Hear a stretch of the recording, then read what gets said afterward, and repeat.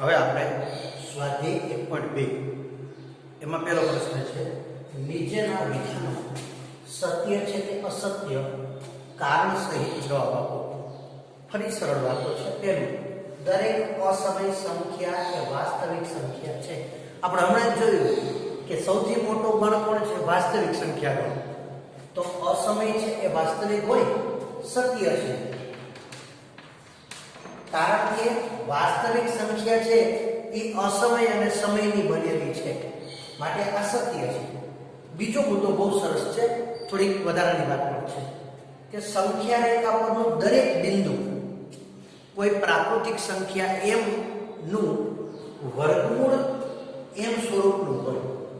સંખ્યા રેખા હોય એના પરનું દરેક બિંદુ, માનો કે 0 1 2 3 -1 -2 -3, હજુ આમાં અપૂર્ણાંક તો હું કહેતો જ નથી, પણ આ હોય તો સંખ્યા રેખા પરનું દરેક બિંદુ છે એ કોઈ પ્રાકૃતિક સંખ્યા m છે એનું વર્ગમૂળ m સ્વરૂપે છે.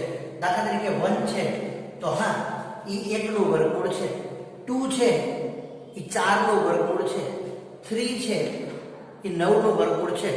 હજુ વચ્ચેની અપૂર્ણાંકની વાત હમણાં લેશું આપણે, પણ -1 છે એ કોનું વર્ગમૂળ છે? તો ઋણ સંખ્યા એ કદી કોઈ સંખ્યાનું વર્ગમૂળ હોઈ શકે નહીં, અને સંખ્યા રેખા પર તો ઋણ સંખ્યા પણ હોય, એટલે કે આ વિધાન અસત્ય છે. અને એનું કારણ આપું છું કે સંખ્યા રેખા પર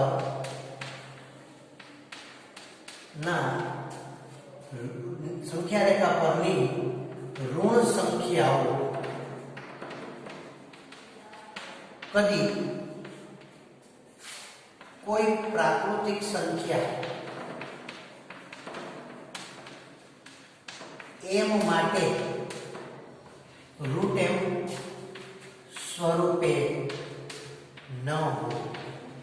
એટલે કે કોઈ પણ પ્રાકૃતિક સંખ્યા છે એ કદી √m સ્વરૂપે ન હોય, એટલે કે ઋણ સંખ્યા છે એ કોઈ પ્રાકૃતિક સંખ્યાનું વર્ગમૂળ ન હોઈ શકે.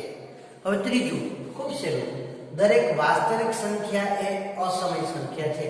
વાસ્તવિક સંખ્યા ગણ સૌથી મોટો છે એ અસમય છે, તો આ તો ખોટું છે, કારણ કે વાસ્તવિક છે કે સાચું છે? વિચારો છે, દરેક વાસ્તવિક સંખ્યા એ અસમય સંખ્યા છે. તો વાસ્તવિક છે એ તો સૌથી મોટો ગણ છે, તો એ પાછો વળે તો કે એવું શક્ય નથી, કારણ કે વાસ્તવિક સંખ્યા તો સમય અને અસમય બંનેની બનેલી છે. એટલે દરેક વાસ્તવિક સંખ્યા છે એ સમય સંખ્યા છે, અસમય સંખ્યા છે એ ખોટું છે. એટલે કે આ વિધાન પણ અસત્ય છે. હવે 1.2 નો બીજો પ્રશ્ન છે, એ આપણે આની જોડે લઈ લઈએ, પછી એના ત્રીજા પ્રશ્નની ચર્ચા કરશું. બીજો પ્રશ્ન બહુ સરળ છે. આપણે જાણીએ છીએ એમ કે શું દરેક ધન પૂર્ણાંકનું વર્ગમૂળ અસમય હોય છે? બીજો પ્રશ્ન છે, શું દરેક ધન પૂર્ણાંકનું વર્ગમૂળ અસમય હોય છે? જો ના, તો એક ઉદાહરણ આપો અને એનું વર્ગમૂળ સમય હોય તે સાબિત કરો. તો ઘણા બધા ઉદાહરણ છે.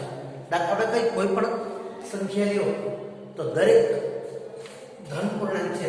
ધન પૂર્ણાંક એટલે 1 2 3 4 5 6. હવે તમે જુઓ તો 1 છે તો 1 નું વર્ગમૂળ 1 થાય, જે સમય છે.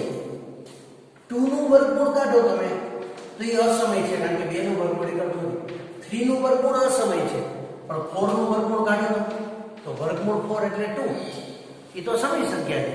પછી 5 6 7 8 9, તો કે 9 નું વર્ગમૂળ કાઢો તો 3, એ પણ સમય છે. 16 નું વર્ગમૂળ કાઢો તો 4, એ પણ સમય છે.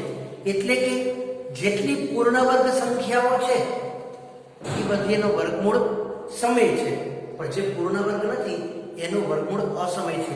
એટલે કે દરેક ધન પૂર્ણાંકનું વર્ગમૂળ અસમય હોય છે. આ વાત ખોટી છે, ઘણી બધી ધનપૂર્ણાંકો એવા છે કે જેનું વર્ગમૂળ સમય છે. દાખલા તરીકે 1 નું વર્ગમૂળ 1, 4 નું વર્ગમૂળ 2, 9 નું વર્ગમૂળ 3, 16 નું વર્ગમૂળ 4. આ બધી એક સમય સંખ્યાઓ છે. હવે સ્વાધ્યાય 1.2 નો ત્રીજો દાખલો છે. વર્ગમૂળ 5 ને સમય સંખ્યા રેખા પર દર્શાવો. પણ એ સમજાવતા પહેલા, એ દાખલો એક જ છે, પણ એ સમજાવતા પહેલા હું તમને થોડી વાત સમજાવું છું. આપણે બધા જાણીએ છીએ કે આ એક સંખ્યા રેખા છે જેના પર અહીંયા શૂન્ય છે, આ બાજુ બધા ધન પૂર્ણાંકો છે 1 2 3 4 અનંત, -1 -2 -3 અનંત. હવે આ સંખ્યા રેખા પર તમારે અસમય સંખ્યાઓ દર્શાવવાની છે.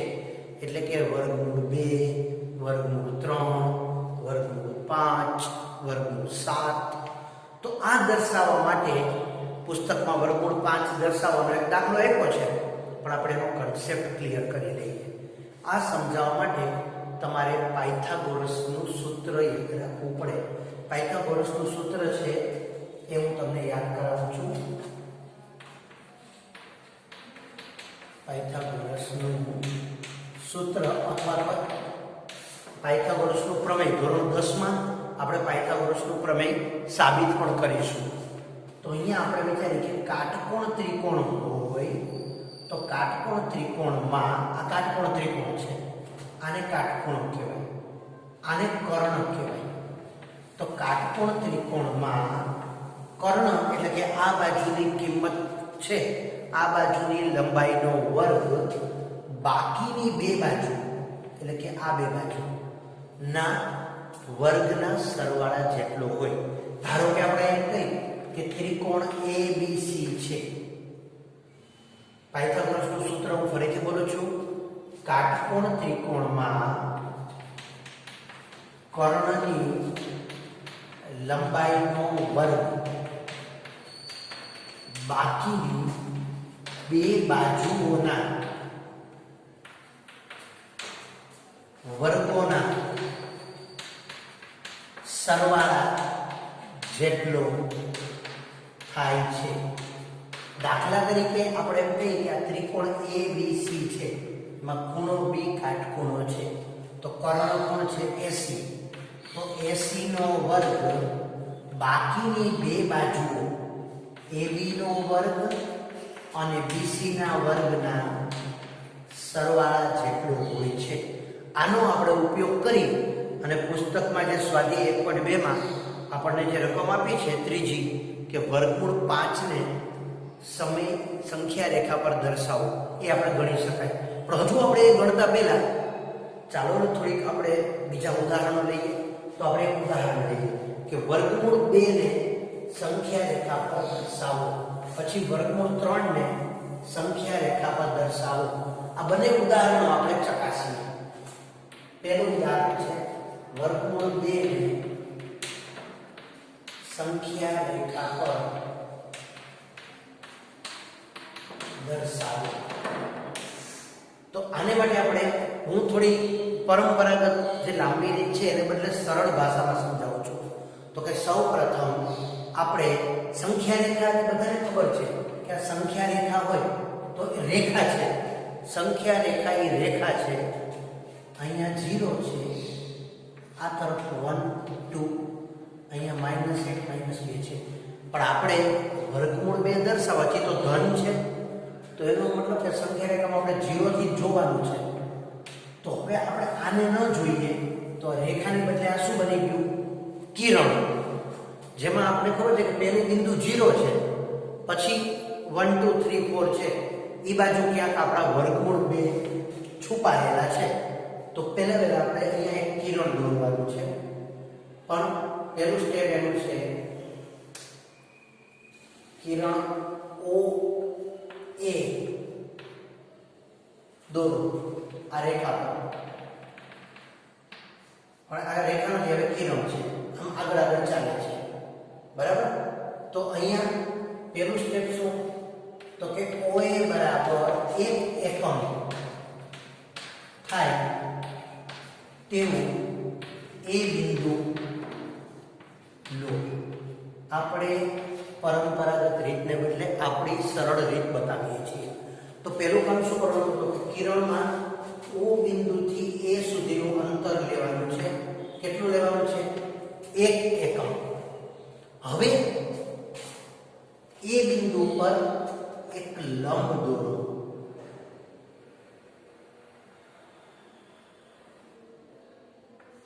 AB જેની લંબાઈ પણ 1 એકમ હોય.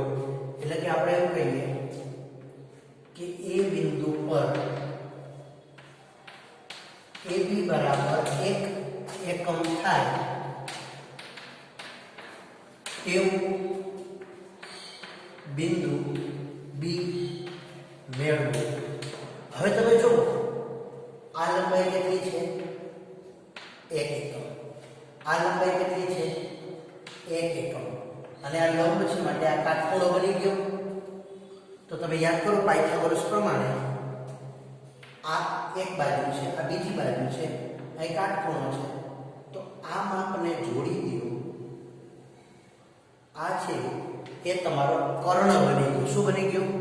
કર્ણ. આપણે ચેક કરીએ. ત્રિકોણ OAB માં ખૂણો A 90 છે.